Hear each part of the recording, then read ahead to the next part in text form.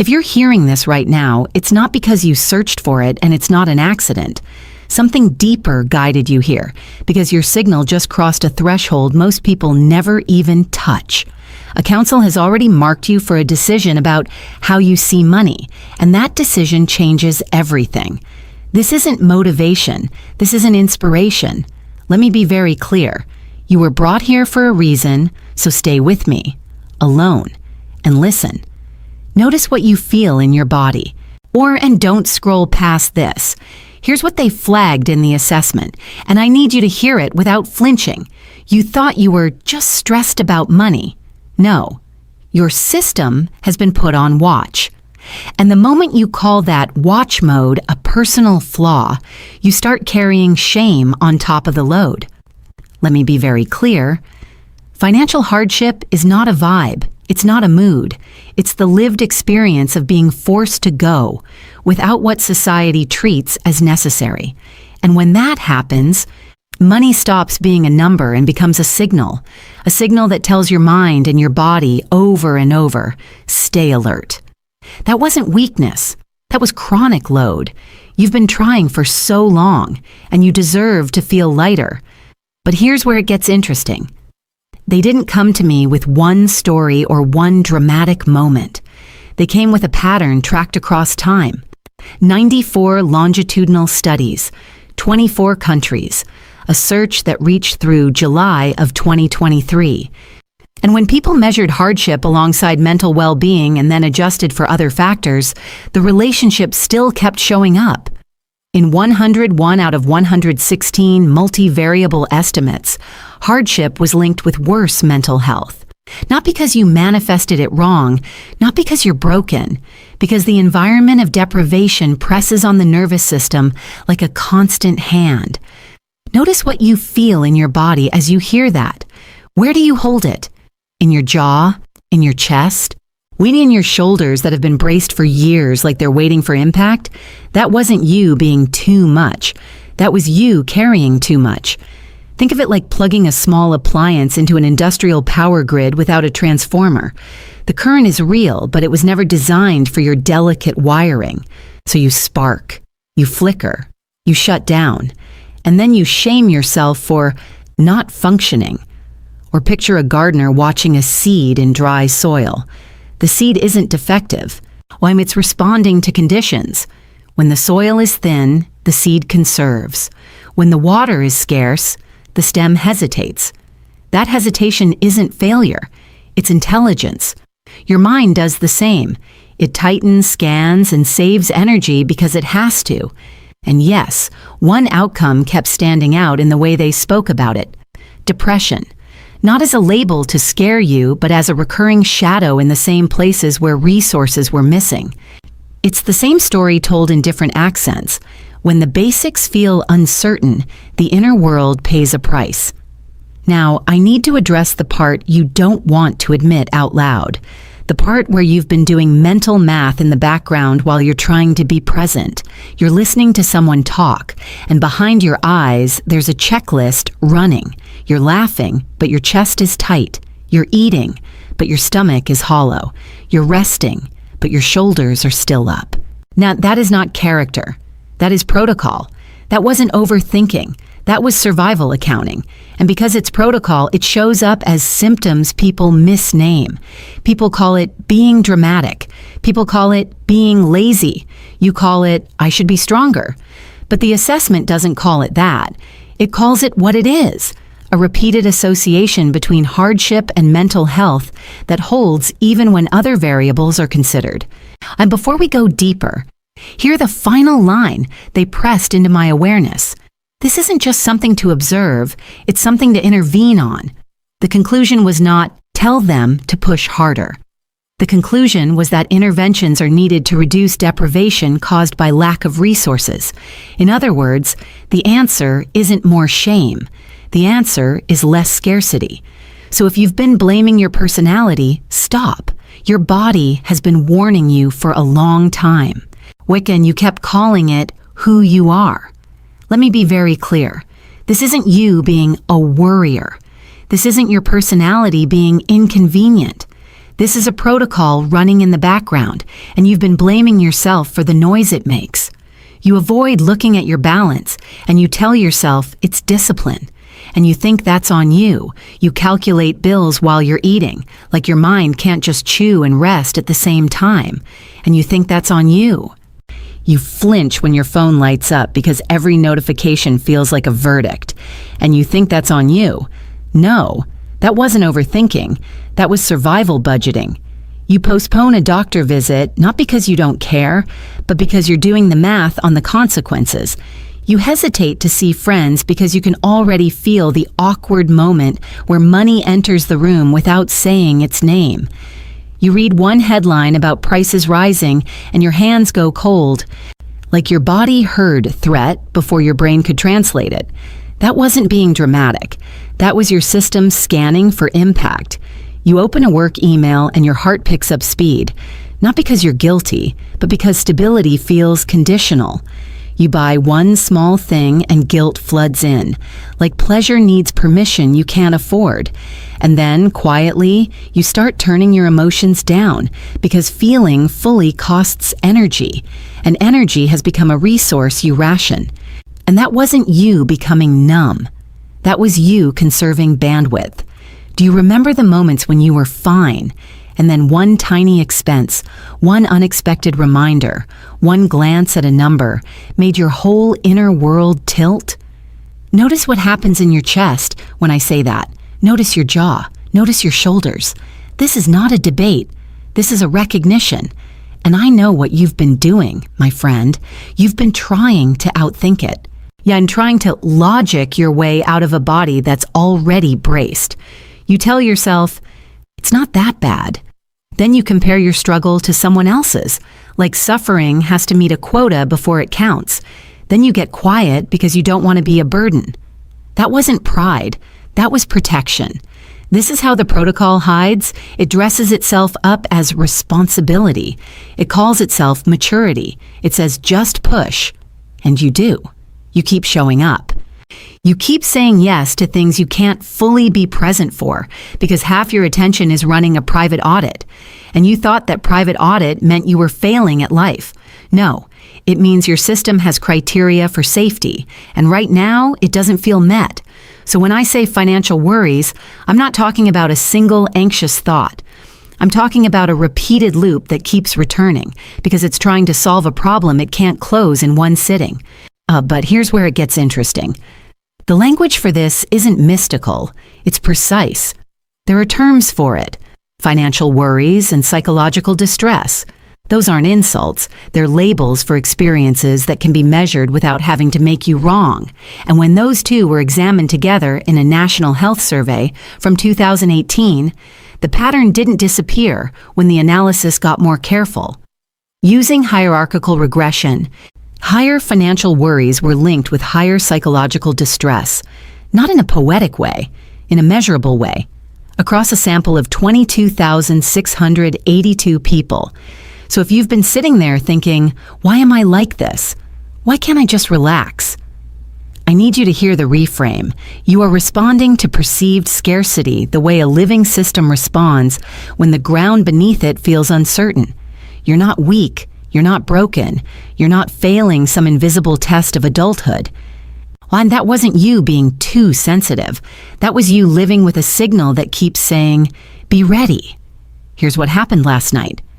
The room went dark, but your head stayed lit like a screen. You rolled to one side, then the other, slowly, and you told yourself you were just not sleepy. But the truth is simpler. Your nervous system called an emergency meeting the moment the world went quiet. By day, you played the role. You smiled at the right moments. You answered messages. By 3 to 4 a.m., your mind opened a spreadsheet that wasn't on any device, and it started running numbers you didn't ask it to run. By day, you told yourself, I'm fine. I just need to be more responsible. By 3 to 4 a.m., your chest tightened as if responsibility had weight, as if air itself had a price tag. By day, you promised yourself you'd figure it out soon. By 3 to 4 a.m., the future shrank, because scarcity compresses the horizon until tomorrow feels like a narrow hallway. By day, you acted calm. By 3 to 4 a.m., your body pulsed stress through your ribs like an alarm, and you mistook that alarm for a flaw in your personality. That wasn't insomnia. That was threat rehearsal. And you know this rehearsal. You rehearse the bill you haven't opened. You rehearse the scenario where one unexpected expense appears and suddenly you're on the edge again. You rehearse because your system is trying to prevent pain by predicting it first. A single number becomes a doorway. Then it becomes a trap. You start with, how much is left? And it turns into, how long can I last? Then it turns into, what if I can't? And that's the escalation. Number to stuck. Stuck to a collapsing future to a body that fires stress like it's protecting something sacred. That's why you wake up already tired, not because you slept wrong, but because you trained all night. Again. But here's where it gets interesting. The meeting isn't happening because you're weak. Now it happens because you have been living inside a condition that forces deprivation, where you're pressed to go without what is treated as necessary. When steadiness is challenged, your mind doesn't relax into sleep the way it's supposed to. It scans, it tightens, it monitors. Notice what you feel in your body as I say that. Is it your shoulders lifting? Is it your jaw clenching? Is it that hollow pull in your stomach that shows up even when you ate? That's not you being dramatic. That's your system tracking threat. And there's another layer people misunderstand. They call it loneliness. They call it you being too private. But this isn't about personality. This is about pressure. That wasn't loneliness. That was isolation under load. When you're carrying financial stress, you often separate yourself, not because you don't love people, but because you don't want to be seen calculating. So you go quiet. You become independent. And independence becomes a mask. And if you've ever been in bed and felt your mind ask, what if something happens tomorrow? That's the rehearsal beginning, not a thought, a protocol. The mind is trying to build a bridge across uncertainty, and it's doing it with the only material it thinks you have, vigilance. And when this pattern has been tracked across time, it repeats. Across 94 longitudinal studies in 24 countries, with searches through July of 2023. Now, when hardship was examined alongside mental well-being and other factors were accounted for, the association still tended to hold. In 101 out of 116 multivariable estimates, hardship was linked with worse mental health. That's why it feels bigger than willpower. And one shadow kept appearing in that same landscape, depression. So when you wake up in those hours, don't call it broken. Call it what it is. An internal counsel reviewing risk, trying to keep you ready. Now, before we go deeper, understand this. If you keep calling it insomnia, you will miss the message. Let me be very clear. I'm authorized to say this next part, because once you see the loop, you stop calling it me being bad with money, and you start calling it what it is, a protocol, a survival protocol, running on your bandwidth. Let me be very clear. You are not lacking discipline. You are being taxed at the level of attention, and attention is a resource. Here's the map, 5 steps. And they cycle so fast you start thinking the cycle is you. Step 1, trigger.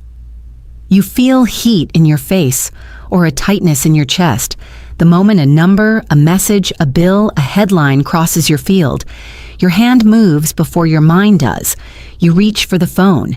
You refresh. You scan. That wasn't addiction. That was threat detection. Step 2, forecast. Your mind jumps ahead, building scenarios like it's trying to buy you safety with imagination. When you feel your stomach drop as it runs the what if sequence, you picture the week collapsing. You picture the month narrowing. That wasn't pessimism. That was risk forecasting. Step 3, check. You keep checking, not because you enjoy it, but because uncertainty has criteria, and your system is trying to meet them. You open apps, you open inboxes, you look for confirmation, for control, for a sign that you can exhale. Your shoulders stay lifted anyway. That was an obsession. And that was an assessment process.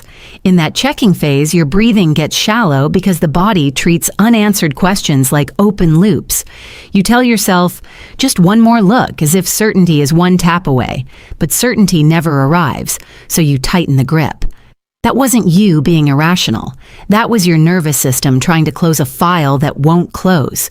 Step 4. Avoid. When the checking doesn't produce relief, you pull away. You don't open the statement. And you delay the call. You postpone the appointment. You tell yourself you'll deal with it tomorrow when you have more strength. But tomorrow keeps arriving with the same weight. That wasn't procrastination. That was pain avoidance. Step 5. Deplete. You wake up tired. You move through tasks like everything is an effort. You get edgy, nervous, restless.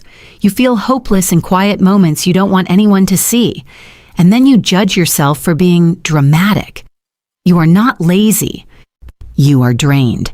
That wasn't you falling apart. That was bandwidth collapse. Now, I need you to notice something simple before your mind argues.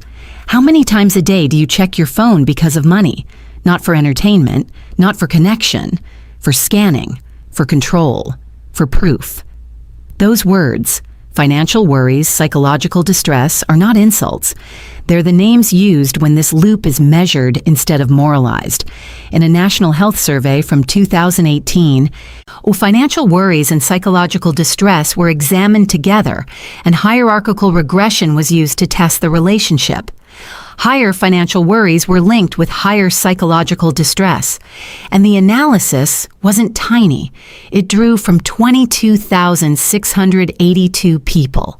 And the way distress was spoken about in that work is exactly how you describe your inner weather when you think nobody will understand. Feeling hopeless, feeling nervous, feeling like everything is an effort, not as a character flaw, or as a measurable experience that has language. But here's where it gets interesting. This pattern doesn't only appear in one place, or one method, or one kind of measurement. When hardship is tracked over time across many designs and many ways of measuring, the relationship keeps showing up. That's why your experience feels bigger than a single bad day, and this doesn't ignite the same way in everyone. Before we go deeper, and I want you to hear the power hidden inside this map. If the loop is a protocol, then the protocol can be changed by one small step. And I will not leave you inside this cycle without a protocol. You're not crazy. You're awakening to the pattern. And I need you to hear this cleanly. It does not ignite the same in everyone. In the 2018 National Health Interview Survey, when financial worries and psychological distress were examined, the association was more pronounced in specific groups. That does not mean you're weaker. It means the signal is louder where the ground is less stable. Let me open 4 doors. If one clicks, don't argue. Just notice your body. Door 1, unmarried. You carry the invisible load alone. You're the one who remembers, decides, and absorbs the consequences when something shifts. You count the days to payday in your head, and no one hears it. That wasn't independence. That was isolation under load. So soften the story. Needing support is not failure. Next, it's a response to pressure. Door 2, unemployed. It's not only income that disappears, it's certainty. The calendar starts feeling like a question mark. You hesitate before spending on basics because every choice feels like it echoes. That wasn't laziness. That was threat uncertainty. So stop judging your motivation. Your system is responding to instability, not a lack of worth. Door 3, lower income households. Well, you don't get to set it and forget it. You calculate every small decision because the margin is thin and the consequences are loud. Even rest feels like it has to be earned. That wasn't being cheap. That was scarcity math. And that carefulness is not proof you're broken. It's proof you've been adapting. Door 4, renters. You live with a background sense that you can be moved. You scan messages. You read emails twice. A knock can tighten your stomach before your mind even names why. That wasn't sensitivity. That was housing uncertainty, and you don't have to minimize it. A home is a nervous system anchor. Now, I need to say this exactly.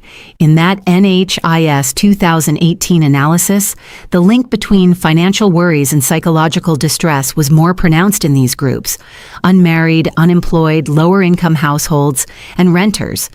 And the appendix that breaks down group differences reports mean levels by group in a sample of 22,682 using sampling weights. But here's where it gets interesting.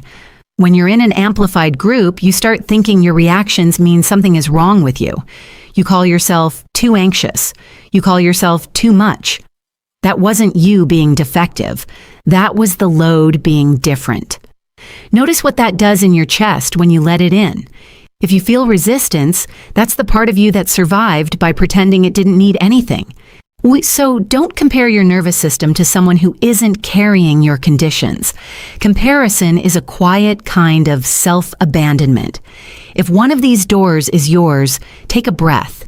Put a hand on your chest. Feel the weight you've been holding like it's normal. And hear this: you are not failing. You are responding. Before we go deeper, promise yourself this: if you are in one of the amplified groups, you will not try to carry it alone. And there are people who will hear these doors and try to make it about morality. They'll say, just budget better, as if the body can be coached out of alarm by a slogan. This isn't motivation. This isn't inspiration. This is recognition. Do you count the days until money arrives like you're counting breaths? Do you find yourself rehearsing conversations you haven't had yet just to avoid an expense you can't explain? If so, pause. You're not dramatic. You're precise. Now, your system has been learning what it takes to get through. And if none of the doors matched perfectly, that doesn't cancel your experience. It just means your pattern has a different shape. The point is the same. Some people are carrying more strain, and that says nothing about their value. You were never meant to do this ever in silence, alone. But here's where it gets interesting. You've been assuming the signal should be consistent.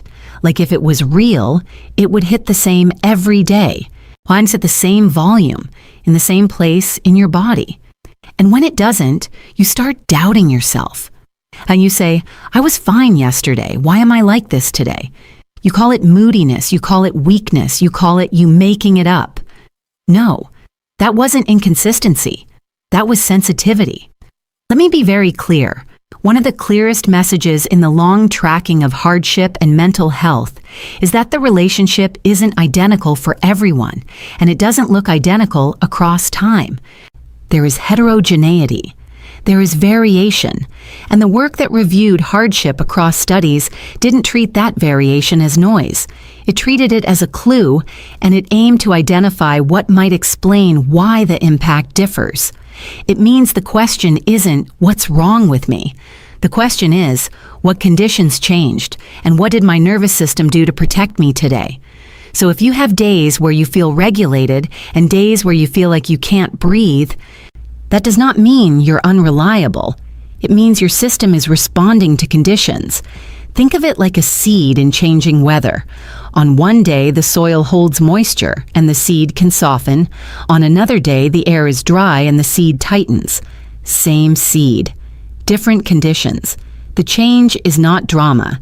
The change is adaptation. Here are 3 layers to watch, not to judge, to observe. Layer 1. Context shifts. Some weeks you feel like you can hold the world. Then a different week arrives and the same tasks feel heavier. The calendar hasn't changed, but your inner capacity has. That isn't you regressing. That is load moving through a living system. Layer 2, trigger signals. A single phone call, a single message, a letter on the table, a notification that lands at the wrong moment. And suddenly the loop turns on. Your heart speeds up. Your shoulders rise. Your mind starts forecasting. That isn't you being fragile. That is a protocol responding to a signal. Layer 3, meaning assignment. This is the part most people miss. Two people can feel the same tightening in the chest, but one says, "I'm broken," and the other says, "My system is alert." The sensation can be identical. The interpretation changes the aftermath. Self-blame pours gasoline. Curiosity creates space. So ask yourself 3 questions and do it like an internal assessment, not a punishment.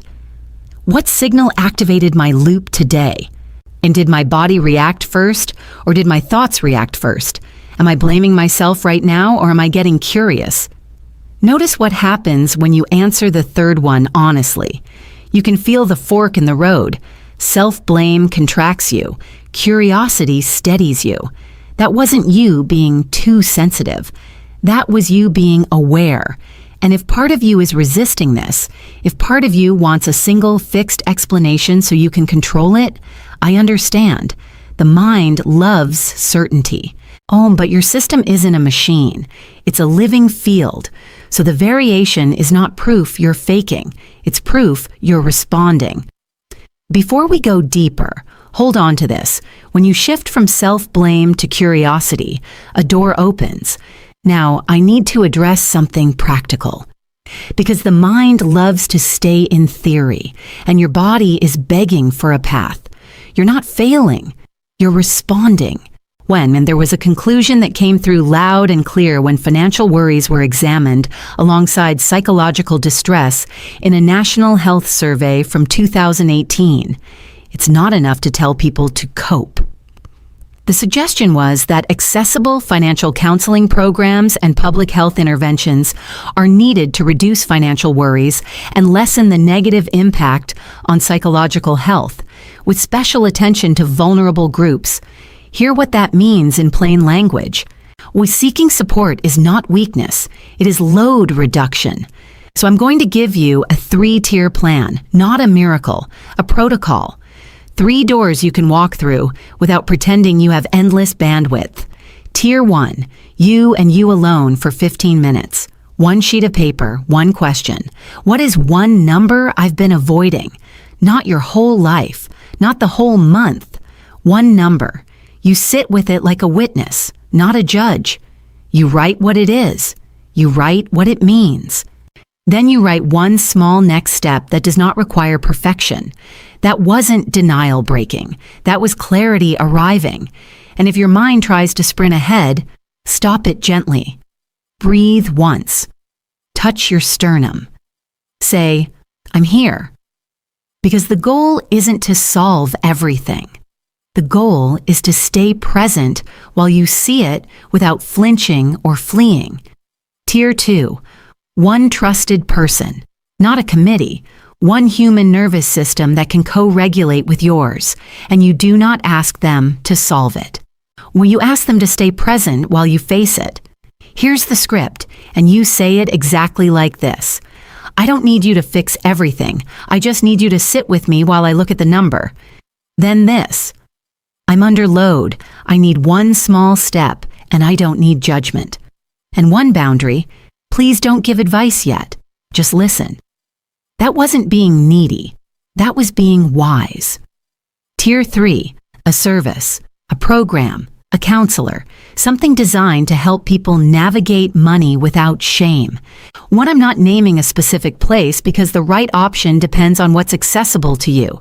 The criteria are simple: accessible, non-judgmental, and practical. If the support makes you feel smaller, it's not support. If it helps you breathe while you make decisions, it's aligned. And let me be very clear. This isn't about outsourcing your life. It's about interrupting the loop. Because when financial worries rise, psychological distress tends to rise with them. That link was detected through hierarchical regression in that 2018 survey. That is why interventions were emphasized. Not because you're weak, because this is a system-level strain. Do you feel the difference between "I should handle this alone" and "I'm allowed to get support"? Notice it in your chest. 1 sentence collapses you, the other opens you. And I know the part of you that wants to wait, the part that says, "When I'm calmer, I'll do it." But you don't get calm by waiting in the storm. You get calm by lowering the load, 1 tier at a time. Before you do anything else, you have to bring your nervous system down first. Before we go deeper, do one signal. Before we go deeper, do one signal with me right now. This is an authorized practice, a simple sequence, a bandwidth reset, not to fix you, just to bring your system back online so you can choose your next step without panic driving the wheel. And I'm saying this because the work that examined financial worries alongside psychological distress did not end with blame.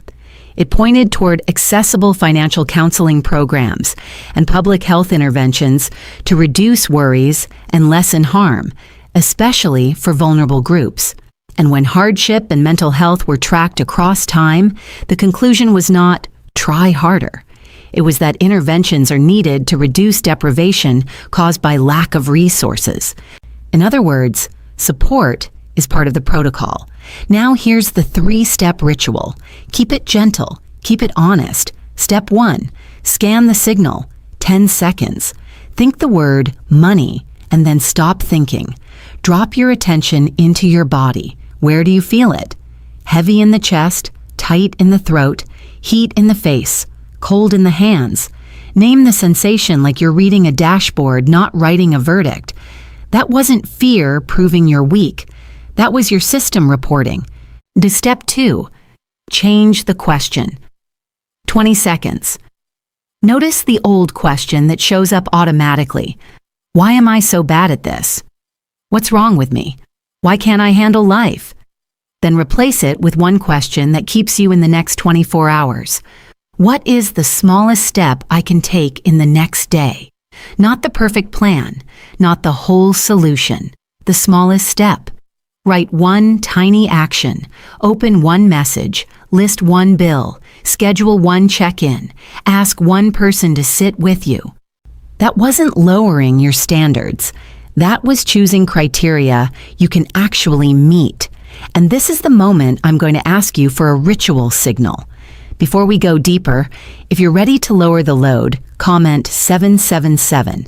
If you're committing to one small step in the next 24 hours, comment 520. Not for the channel, for you. To mark your nervous system that a new protocol is online. Step 3, the sleep affirmation. 30 seconds. Put one hand on your heart. Exhale longer than you inhale. Let your shoulders drop like you're setting down a bag you've carried for too long. Then say, slowly, 3 lines. I am not my bank balance. I am allowed to take one small step. I can seek support without shame. Repeat them like you're watering a seed, not interrogating it. Notice what shifts when you do this. Not a miracle, a softening. A little space between the trigger and the spiral. That space is where decisions get made. If you can, and do this same sequence tonight, even if your mind resists, you're training your system to recognize safety in small doses. That isn't avoidance. That is reconditioning your attention to return to the present right now. And I need to be responsible as I say this. This practice is for self-regulation. It's not a replacement for professional care. If your distress feels too heavy to carry, let that be a sign to reach out for qualified support. You don't have to earn help by suffering quietly. You're not your bank balance. You're a human nervous system under load. And now, you've sent the signal. You felt it.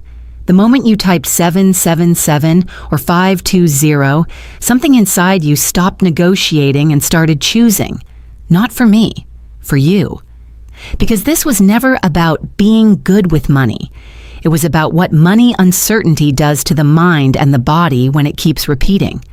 Across 94 longitudinal studies in 24 countries, with searches through July 2023, hardship kept linking with worse mental health even when other factors were accounted for. 1 of 116 multivariable estimates moved in the same direction. Depression showed up as a standout shadow in that landscape. And that matters because it means the strain is not imaginary and it is not a private moral failure. And in a national health survey from 2018, when financial worries and psychological distress were examined with hierarchical regression, higher worries aligned with higher distress. And the association was more pronounced in people who were unmarried, unemployed, in lower-income households, and renters. The sample was 22,682, not a vibe, a measurable pattern. So if you commented 777, you just signaled readiness to interrupt the loop. If you commented 520, you just signaled commitment to one small step within the next 24 hours. That's why the research doesn't only talk about coping. It points toward accessible financial counseling programs and public health interventions to reduce worries and lessen the negative impact on psychological health, with attention to vulnerable groups. And the broader tracking of hardship points toward intervention too, reducing deprivation caused by lack of resources. Now listen, this isn't motivation. This is a notice, and you were not too sensitive. You were reading the pressure correctly. You were carrying more than your body was designed to carry alone. That's why relief begins with permission, not perfection. You are being recalibrated. Your nervous system is learning a different relationship to numbers. And the deeper layers are not about budgets. They're about language, boundaries, and safety.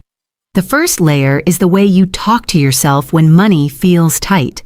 Not "I'm doomed," not "I'm behind," but a new script that doesn't trigger the threat rehearsal. With the second layer is your boundary with other people. What you say yes to, what you stop apologizing for, what you stop explaining. The third layer is a 60-second practice at night that teaches your body to recognize enough, even when the mind wants to sprint. Short pause. You hear me? You're not failing. You're recalibrating. Before we go deeper, now that you've sent the signal, I'll tell you what they call your next assignment.